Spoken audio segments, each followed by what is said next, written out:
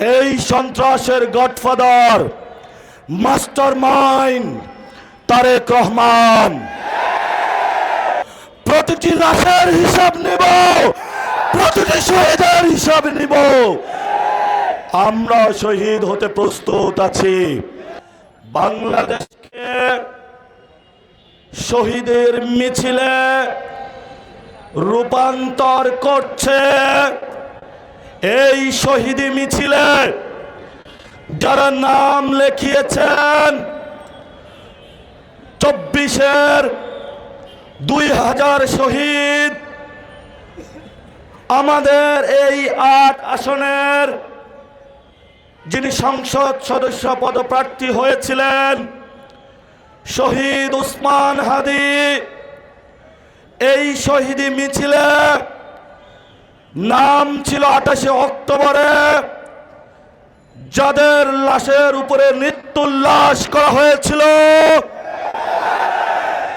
এই শহীদ মিছিলে নাম লিখিয়েছেন শাপলা চত্বরে অসংখ্য আলেমদেরকে শহীদ করা হয়েছিল।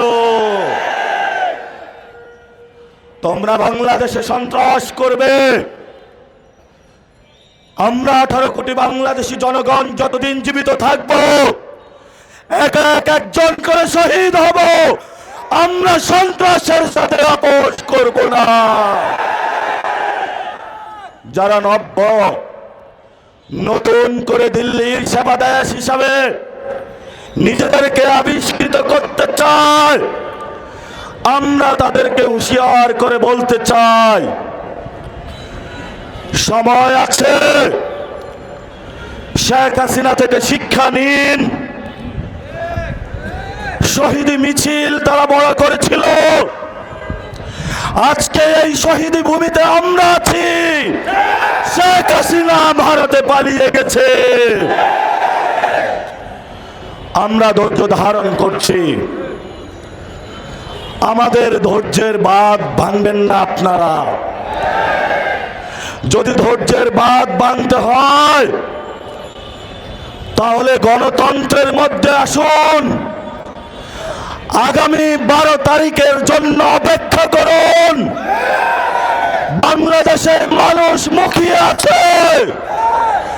বাংলাদেশের মানুষ আগামী 12 তারিখে গণতন্ত্রের মধ্য দিয়ে যারা গত 1 বছরে বাংলাদেশের টেন্ডারবাজি চালিয়েছিল, দুর্নীতি চালিয়েছিল, সন্ত্রাসী কার্যক্রম চালিয়েছিল, তাদের বিপক্ষে 11 দলীয় জোটকে ঐক্যবদ্ধ বাংলাদেশকে বিপুল ভোটে জয় করে ইনশাআল্লাহ সরকার গঠনের ধার প্রান্তে নিয়ে যাবে। তোমাদেরকে আমরা সেদিন বিচারের মুখোমুখি করব। প্রতিটি লাশের হিসাব নেব, প্রতিটি শহীদের হিসাব নেব। আমরা শহীদ হতে প্রস্তুত আছি। আমরা এক আল্লাহ ছাড়া কাউকে ভয় পাই না।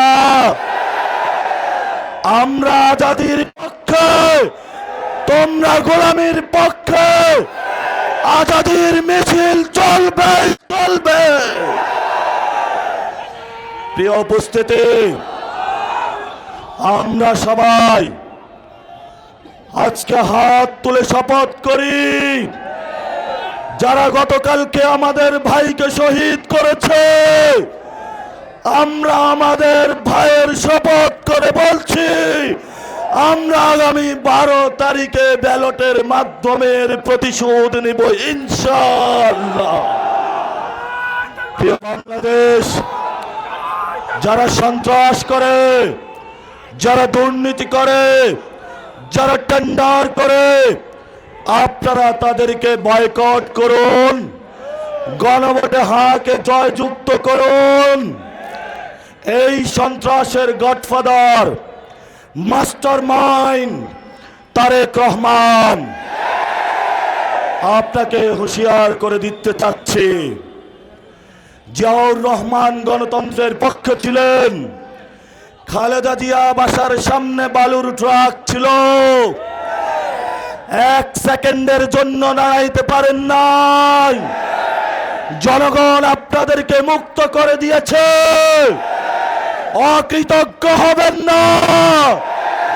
যেই মানুষ মুক্ত করে দিয়েছে সেই মানুষের উপর আপনি বুকে গুলি চালাচ্ছেন।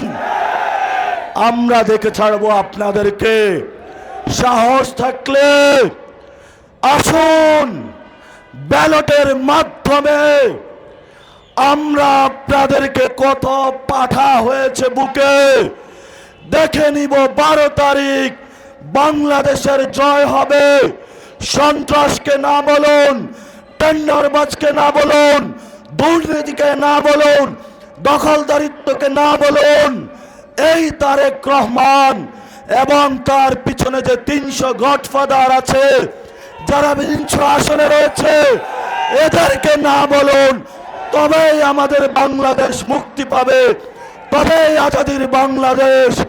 বাংলাদেশের লড়াই জারি রাখুন, ঐক্যবদ্ধ থাকুন, আজাদির মিছিল চালু করুন, পলাশির প্রান্তরে চলুন।